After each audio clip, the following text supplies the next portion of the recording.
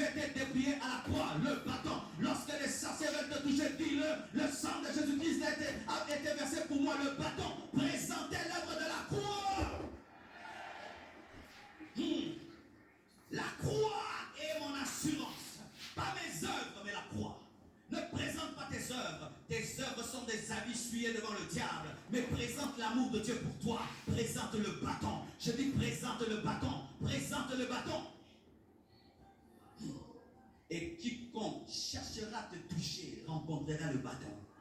N'ayez pas peur, bien-aimés. Le kibot de notre Dieu reste intact. Il est comme le serpent de Moïse, le bâton de Moïse, même s'il avale, il ne grossit pas.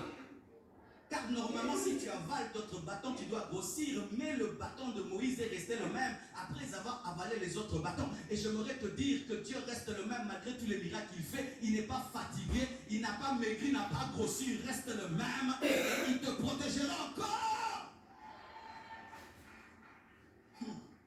Lorsque le loup attaque la brebis, il pense que l'âme de la brebis, c'est ses poils, c'est ses dents, et puis il dit il n'est pas fort. Mais la force de la brebis, c'est le bâton du berger. Le bâton du berger. Bien-aimé, tu n'es pas seul. Je dis tu n'es pas seul dans tes combats. Tu n'es pas seul dans tes luttes. Il y a quelqu'un qui a un bâton, le bâton du jugement, le bâton de la puissance. Celui qui te touche, le touche. Celui qui te touche, le touche. Je dis celui qui te touche, le touche. Celui qui te touche, le touche. Celui